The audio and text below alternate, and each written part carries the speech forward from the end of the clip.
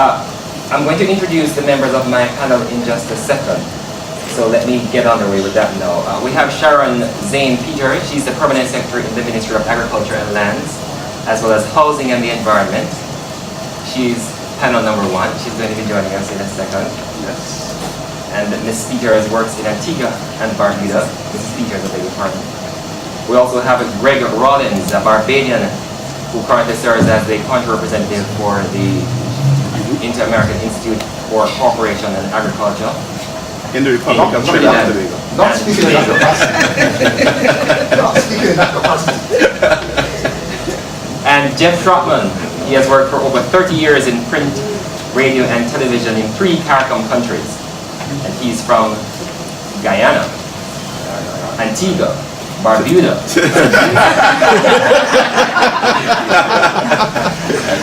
And we will be looking at the issue of succession planning. And don't watch the grays on their hair, on their head, because in the audience we have a number of young, vibrant people who will be taking the other side of the discussion. But it is interesting to note that on a morning we're looking at succession planning. In Jamaica, the agriculture minister overnight has been replaced by an older man. So Dr. Christopher Tufton is no longer the Minister of Agriculture. He's now the Minister of Industry, Investment and Commerce. The new Minister of Agriculture is a man who is a little bit his senior. His name is Robert Montague. That said, we're going to be looking at the issues to do with aging farming population. We want to look also at the current state of the ministries of agriculture and their attempts to institutionalize or to be modernized. We want to focus on the process of decision making. We also want to look on institutional maturity. Is it a reflection of the level of sophistication of the clients? Let's also look at rising growth and prominence and influence of the so-called non-state actors. And let's end our discussion by looking at the pros and cons of institutional dependence on the one leader, the champion, or the unit. And whether age necessarily brings wisdom, or does it engender institutional nepotism and complacency. Succession planning, the aging of agricultural institutions. We want to look also at the training institutions. Are they meeting 21st century demands? I think the issue relates to how we go about managing the public sector as a whole. And agriculture is basically caught up in a process of public sector reform that has been moving extremely slowly. And therefore you wouldn't expect agriculture to be able to advance at a pace beyond which the public sector as a whole is being advanced. But having said that, agriculture as a sector, as a ministry, is often even lagging further behind in terms of its own capacity and the empowerment of agriculture to be able to transform the ministries into institutions that can support the sector, given what the sector's needs are today. I mean, if you look at the structure of most of our ministries, they have not changed for many years.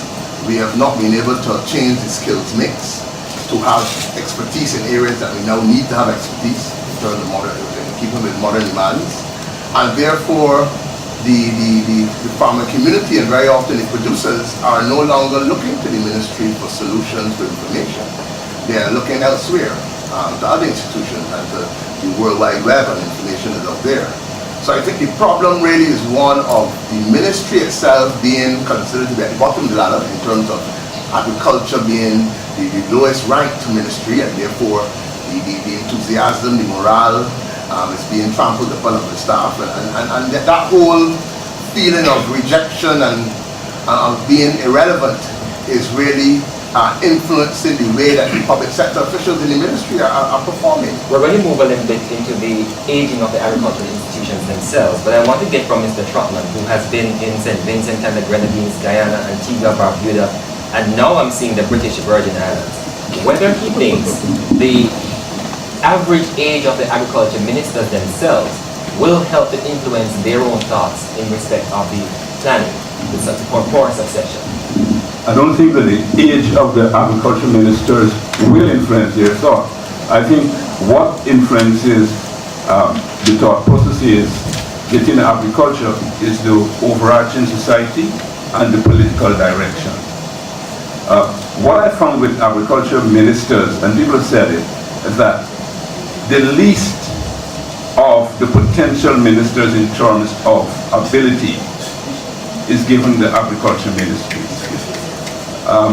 The profile ties in with, as our leader would say, the image of the farmer as the man with the hoe. Even though we spout agriculture as being very important in terms of being an employee within the region and within individual Caribbean countries, and in terms of its economic value, agriculture has a low profile in the minds of our people.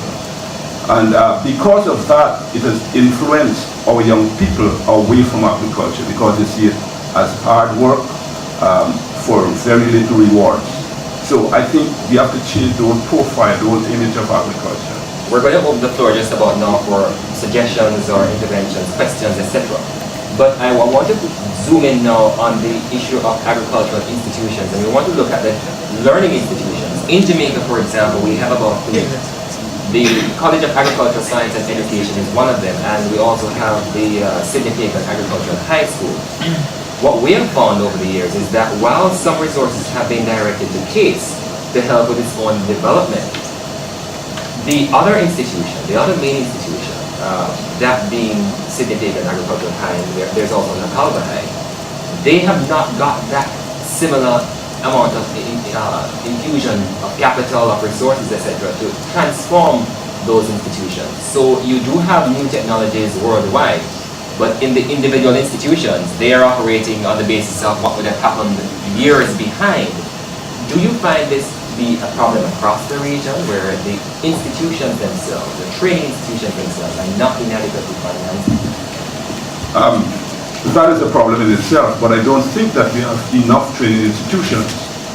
Even though we speak of agriculture within the Caribbean and in the OECS, I don't know of too many agricultural institutions per se within the sub-region, if there's any at all. I know Indiana had GSC, in which a lot of people from the sub-region went to Indiana School of Agriculture. But then again, because of the economic and financial situation in Guyana, it comes back to being in a time warp without really developing to the new technologies. Mr. Rollins, what do you say? But being based in Trinidad and Tobago, we Our rich Trinidad and Tobago. Lots of cash. Yes, I would say that and being affiliated with the University of the West Indies, there are programs available to train young people and to promote the participation of young people in agriculture. Yes, but are they matching 21st century? I think the challenge is what are we training the young people for? There's an agribusiness degree at UE, and most of the students who come with that agribusiness degree end up working in other sectors. There are no opportunities for them in agriculture. Very often they are not prepared to be able to go there and be entrepreneurs themselves. So they go there looking for work, and there's not that much work available in the private sector to absorb them, or even in the public sector. So that we need to look back at the programs we're delivering in terms of what are we trying to create when we train these young people. What are we training them for? Where are they going to fit in? And it goes back to the policy and providing the opportunities for them if they want to get into agriculture or business. They're preparing them for that. So I'm saying that even the university programs, we need to look back at these programs. So I don't think they are preparing our young people to be able to take to play a role as people who will have to drive the sector. They're preparing people who could just fit into positions and just follow the trend. They're not preparing people to chart a new course. In the case of Trinidad and Tobago, they moved agriculture from a faculty into a department within the Faculty of Agriculture and Natural Sciences. They've now moving back where all they talk about the importance of food and agriculture. We open a faculty on food and agriculture now, hopefully as early as September. So we are now seeing a movement back to having a faculty that will focus on food and agriculture. And that reflects, to my mind, some acceptance of the fact that we need to have a faculty at the level of the university that really seeks to generate people who focus on agriculture. But I go back to say, I must repeat myself, that the university is that needs to redefine what it is producing students to do, what role they will play in terms of carrying agriculture in the region forward. So I hear Steve Maxime in my ear now. He's saying it's a matter of confusion. Those who are leading don't know exactly what they're supposed to be doing. Is that right, Steve? Yes. I'll never disagree with you, David. I was actually chatting with Julius here, who was the cause of the interruption. We are commenting on the changes taking place at UWI. I think I'm in a fairly safe position to speak about what's transpiring at UWI. In the 12 years that I was there in the faculty, we saw the decrease in enrollment, which was indicative of the lack of interest in the sector. The fact that we weren't turning out enough science graduates keen enough to come into agriculture, to do the degree. And by changing the degree towards a technology-oriented degree, part of the difficulty, if I can just explain this a bit, part of the difficulty was that the graduates that we were turning out allegedly in the 80s and early 90s were science-based, more science-based scientists, were more scientists. And the sector was calling for technologists, so that it was apparent that they were being outperformed by the ECHA graduates in the first year or two. The trend was to change the degree to a more technology-oriented degree. And the difference there being the technician in agriculture, the ECHA grad, is trained more in the manipulation of the environment, the changing of scenarios, rather than appreciating or understanding or being able to research and develop the intricacies, the science-based intricacies of agriculture. Let me just give you a quick example. When the mealybug outbreak was recorded in Grenada, the first response was at a technician level, in the sense that people in the ministry started looking at it and thinking, oh, we have a problem, we should probably just close off this area, the botanic gardens, etc. Whereas the more scientific approach would have been to start looking at source, spread, a range of things that weren't available to the technicians in the ministry at the time, until the more science-oriented graduates got involved. So the trend now is to go back to that technology-based degree, and the fact that the university is now reorganizing itself to have a faculty of food production is really based on the fact that the Trinidad and Tobago government is on a trust for food production. I think that's its main selling point. I'm going to go to the issue of name changes of the ministries in a second, but I did detect that Mrs. Thompson had an intervention to make when you mentioned the issue of the enrollment. Yeah. Is that the start of the problem of succession planning in agriculture? We're not seeing adequate enrollment of fresh, new, bright faces in the respective faculty. I want to answer your question by supporting what Mr. Rollins said about what are we training them for, because it has to be a market pull. In other words, when they get out with the degree in agriculture, where are we going to place them? And you and I were at a forum about 4 years ago discussing the same thing about agricultural education. What we've seen is that the graduates come out and they don't know where to go because there are no jobs. But the people that complain in the College of Agriculture and Science and Education in Jamaica, which is equivalent to ECHA and GSA, etc. A lot of the graduates end up in teaching. A lot of them end up in teaching. What we have seen over the years is that a number of us have come out of the Faculty of Agriculture with skills. Case in point, there was a graduate many years ago who developed cowpea, which was resistant to cowpea mosaic virus. A plant breeder. There are many opportunities in the Caribbean for plant breeders. And to I would take the example of, say, a Otaheite apple, what do you call it? Pomerac, which has a shelf life of 2 days. Why can't we breed a Pomerac that has a long shelf life? The gentleman came back to Jamaica with such experience and was placed in banana export. He has not practiced that for years. And could that be because, as has been commonly said on the streets, the old people then pop up the ministry? No, that's perhaps one aspect, but also the funding for, say, research in the Ministry of Agriculture has gradually been downgraded. So you don't the find- research facilities in the Ministry of Agriculture in Jamaica are woefully. So you don't find that the retired civil servants in the respective ministries are brought back as consultants and tie up the space that the young... Not necessarily in our Ministry of Agriculture in Jamaica. I have a little difficulty here. I am one of the people in the audience who has gone past 50. I will not say how far, but gone past 50. 65? And in St. Lucia, the St. Lucia case, it is mandatory, I think, for government workers, public service workers to retire at 55.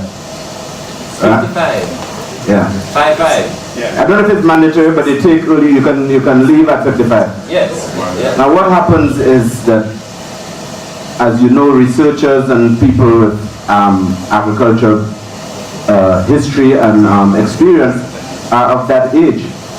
And if they are the ones who are leaving, the reason why I'm making the intervention, I have a difficulty with the premise that age is a problem.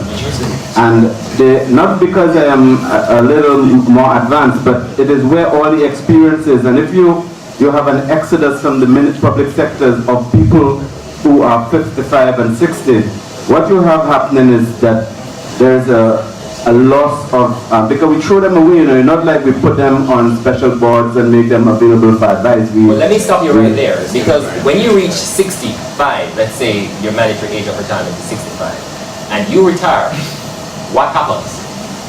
A fresh new breed comes in. Well, I don't know, ask the people who work in the international No, agency. I understand that when you retire, within 3 years you are dead. Because I don't know why that is. There's a statistic in the UN that suggests that. I want to keep you on the floor because you're raising a point which seems to be the source of the predicament that we're in. You are claiming that there is experience with your band of group, but the issue here is that of succession planning. While you stay on the job until you're 55, 65, and there's no one being trained to take your spot, what happens when you must go? No, well, that's the issue. The issue is that there must be the succession planning, that the younger folks, in the old days, prior to my existence, I was made to understand that people operated in the apprenticeship mode where people learn from other people. So all I'm saying is, I'm not saying that the young people should not replace people. They should be in a position to take over as soon as or close to when these guys are ready to go out. I'm not putting the age as an issue. All I'm saying is that let's be careful that we equate age with or age being the problem. I don't think necessarily that's the problem. Very well, I'm proposing a question. To my mind, our economies are small, and there are a limited number of positions in ministries or in the private sector for persons graduating with degrees in agriculture. So I think that the strategy should be is to change that whole image and direction. For example, long ago, an accountant was normally portrayed as this dull person who wears very thick glasses, is always over books. And right now, there are a lot of young people attracted to accounting. Because every time you watch an ad on the TV, you go on the internet, you open a brochure for a university, they are portraying accounting as a very exciting career. So young persons are attracted to being accountants. So I think we need to change that whole image of agriculture to make it a very exciting, Making a green business. cutting edge cutting edge career that young persons are attracted to. And we need to change your mindset. Persons who are going into agriculture should be sort of oriented from day one that you're going to have to create your own business. I mean, if you have all this knowledge and skill, you should be able to provide advice to farmers. You've raised some issues I want to come back to, but I want to bring the gentleman in now. He's sitting right in front of Paul. I want to go on the issue of education first. I think we've been bouncing around a lot all over the place. Firstly, I think educational institutions presently are meeting what they are designed to do at this point in time. And basically, they have designed educational institutions to spit out people, and they're doing that, and they're doing it effectively. They don't really care about whether or not students can actually do something. The issue is to say, universal education, everybody went to school, and they're doing just that. So presently, they are meeting their mandate. They don't care whether the students understand, they learn, they know anything. The issue is to say 20 students came in, 25 went out. So in other words, you're saying they're not preparing them to... It doesn't matter, it's not about preparation. It's about getting the numbers game right. So you look good. So they're meeting their mandate in terms of getting people in and out. The issue is that what we really and truly need? Then you have the grads who do come out. Everybody wants to look for a job in the ministry. And they keep on saying, oh, I want to work in a ministry, and they want to work for somebody. If you are graduate with all that knowledge, and so many persons come out in agriculture and other fields with the technical knowledge, and what you want to do, sit down behind a desk and push a pen and write projects and write proposals and be a consultant, and then complain that the farmers don't know what they're doing. So why don't you become a farmer? Why don't you apply that technical knowledge and all of that industry? But everybody looks for somebody else to pay them instead of creating the employment and paying themselves and others. So if persons within the industry, some of them have to step up and say, you know what, I'm going to take the risk. How many persons who've been doing agriculture for 30 years talking at all those conferences can show? Look at what I have done as somebody who has been telling you to do it. How many persons can step up and raise their hand and say, look, I've been saying and preaching to do this, I have done it and I'm successful. I'd like to share some the situation of Haiti with you. The aging problem is a real concern for the Ministry of Agriculture, because more than half of the functionaries have passed the age of the retirement already. And the second thing is, for the replacement, young folks are not interested to become a functionary in the Ministry of Agriculture. They're not interested? No, they are not interested. Do they have a chance? Yeah, there is room for them, but they are not interested because not the private, the NGOs, the international organizations, are well better paid job. And so the situation is you don't have all the knowledge that you have in the older guy. It's kind of fading away. Why do you think they're not interested though? Why they are not interested? I guess it's about money. It's about the money, because the ministry, well, mostly they are interested to enter the state system just to be able to find a scholarship to go study abroad. And then after that they will, well, the ministry, compare the salary, it is more appealing to go to outside the ministry. The Westminster system that we have copied, that has been the tradition of the permanent Undersecretary of State in a particular ministry. That is the formal term, and we call it permanent secretary. It's permanent for a reason. I come from a country where a Prime Minister was noted for describing the civil service as the army of occupation. And that is essentially, as he moved to change the constitution in order to weaken an entire public service. We have to get back to first principles on, then come back again to what I said yesterday, governance. If you have an independent civil service where permanent secretaries are permanent for a reason, in the sense that they, through their training, experience, and growth, have developed expertise in running a ministry. To shift them around as you shift around ministers is to weaken the fabric of governance. I have seen it enough times where we have permanent secretaries who are afraid to do the thing that they're constitutionally mandated to do in the name of the Governor General, in other words, in our name, which is to offer, render advice, counsel to the minister. Say, well, minister, you can't do that because X, Y, and Z. And they can't say anything either. We used to watch a television program in the United Kingdom, come from the United Kingdom, called Yes Minister. I don't know if people remember that. Where there was a constant battle between the permanent secretary and the minister, who would come out on top. That is, it might be a zero-sum game for people, but the reality is, it was a recognition that Whitehall possessed the power to run the country, the real people running the country, and that the ministers would come in and say, well, the manifesto says we should do this, and let's push in that direction. But still have to listen to the experts. And by moving these people around, as they've done in Jamaica, as they've done in Belize, of calling them CEOs, and shifting them, with the shifting sands of partisanship, is the extent to which we continue to weaken the very structures of government that the British left intact, as we feel for some reason they are unworkable. Call it public sector reform, and really it should be called public sector being deformed. If we could just go back to this whole succession planning, I'm going to give a scenario from Antigua. In Antigua, promotion is based on seniority. There is very little formal appraisal on a continuous basis. There is very little systematic training for civil servants, including permanent secretaries. So there are times when someone might reach to the top.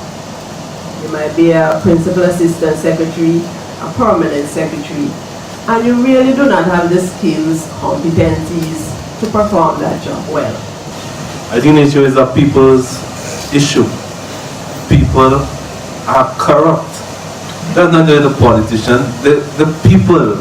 If I'm a permanent secretary and I am appointed to do a certain job, and if I'm not corrupted, I will stand up or resign.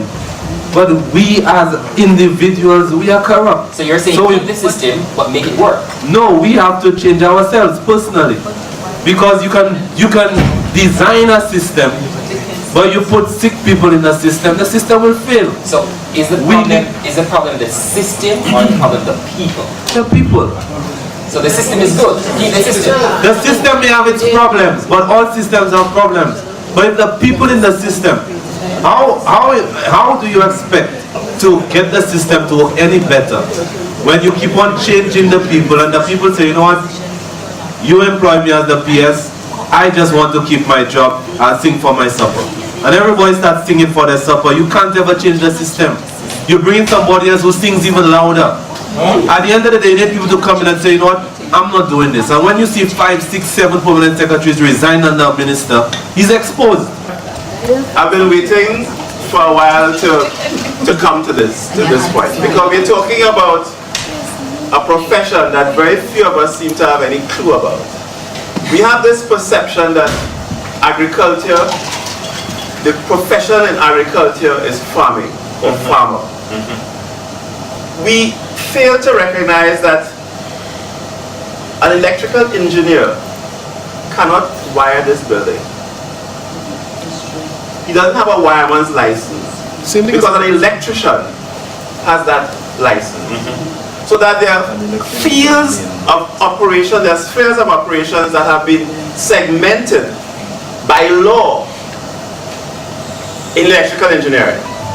When we come to agriculture, we assume that if someone has a degree and you didn't prepare that person to plant or to mind some animals, then the system has failed.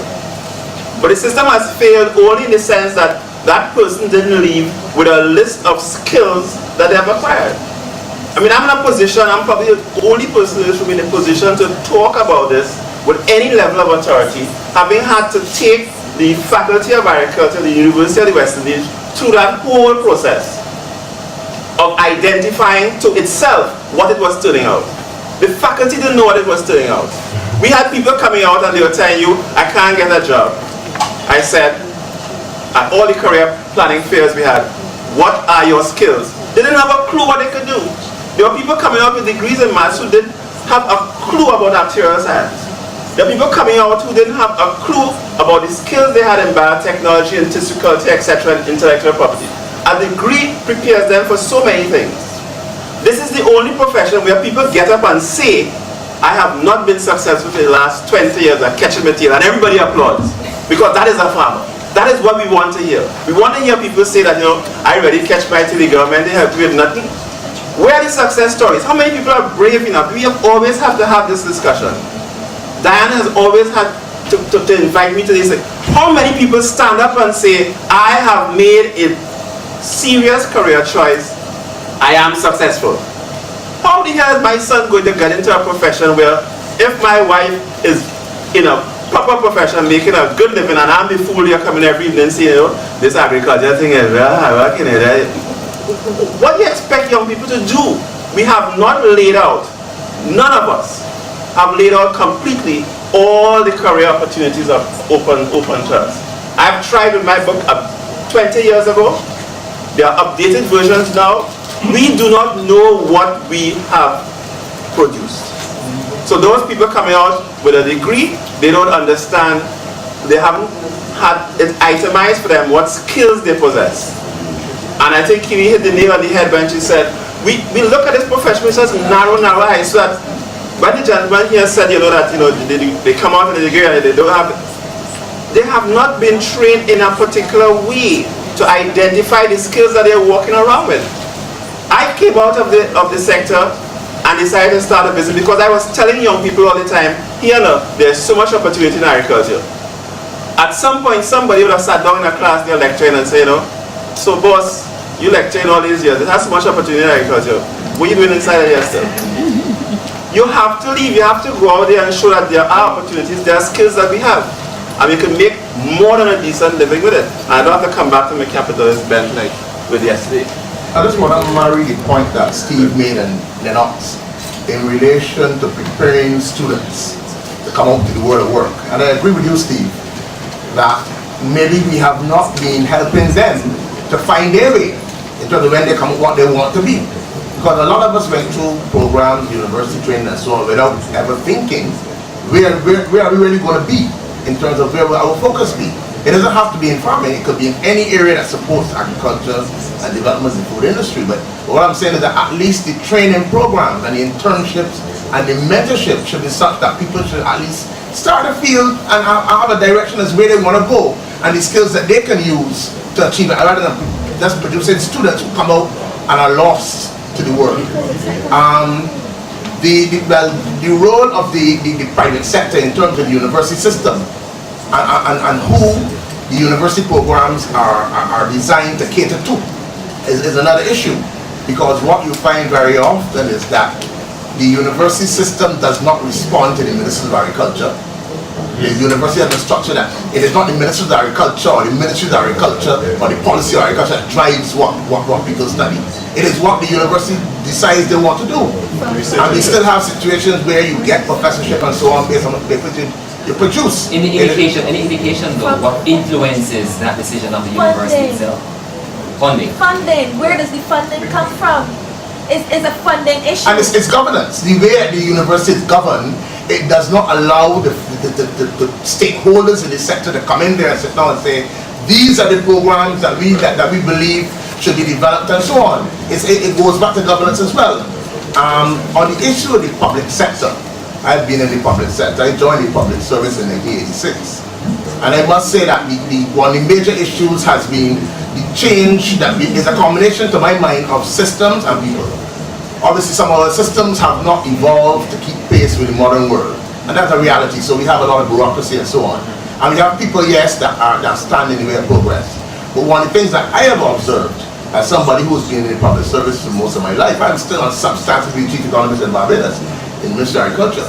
I would say that when I came into the ministry used to be run by public officials, by PSs, by chief agricultural officers. They used to run the service. Now, politicians run the service. And it's total confusion.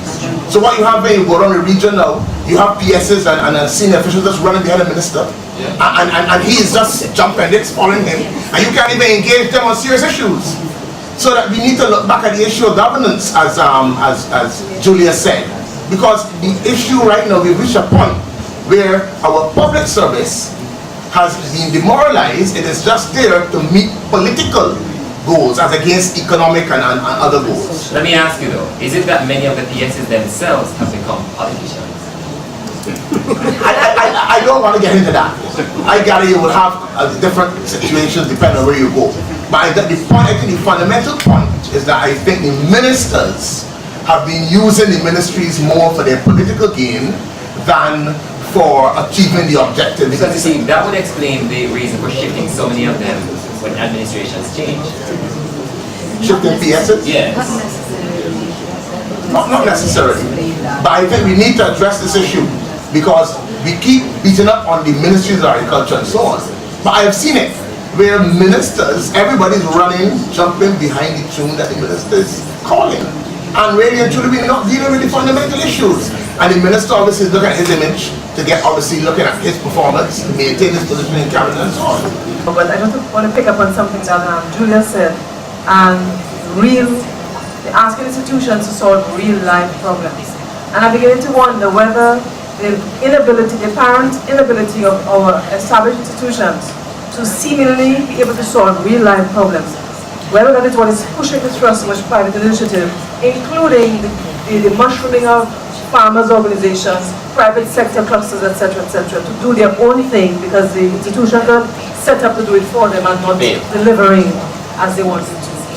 I'm not sure whether Julius had read the story. All right, well, let's move to the last segment. We want to focus now on the name change in the agriculture ministry. Trinidad is now the Ministry of Food Production and Land and Marine Affairs. Land and Marine Affairs. Jamaica from the Ministry of Agriculture to the Ministry of Agriculture and Fisheries. I'm not sure what exists in other countries of other regions, but what's coming with this name change, PS? Is it just a name change or is it a whole new structure coming organizationally, etc.? Well, I would hope it's not just a name change. From my perspective, most of what I'm hearing this morning is that we should just get away from this farmer agriculture is about the farmer, the producer. So, to my mind, I think that the name change is trying to position the ministries of agriculture to be in a position to really focus, strategize on food security, food and nutrition issues. Right now in Antigua, my ministry is the Ministry of Agriculture, Lands, Housing and the Environment. That's a super ministry. Right, so there's a lot of fragmentation. So recently we did an institutional review with assistance from ECOP, and we are currently working on streamlining the ministry. We're also reviewing our policy, or completing that policy document that was started some time ago. And out of that policy document is going to be our strategic plan. Currently we have two committees, the Strategic Plan Policy Committee and Synergy Committee, to see about reorganizing the ministry to gain greater efficiency, to have more collaboration and teamwork. Some persons are also mentioning that we should rename the ministry so that the whole image of the ministry can change and persons can see that this is not just a ministry of agriculture, because other departments within the ministry would normally complain, everything is agriculture, what about fisheries, what about lands, what about housing? Mr. Rawlings, what do you make of the name change? Is it just a name change or does it also come with changes in structure? In the case of Trinidad and Tobago, I think it was the current administration sought to address, to show that they were addressing the issue of food prices, which is a major issue in Trinidad and Tobago. And I think by having a ministry named Ministry of Food Production, they thought to bring new focus to food production. But having done that, I don't think they've actually changed the structure. So the issue of succession planning remains. Yeah, the issues of having the skills mix that you would need to achieve that has not happened.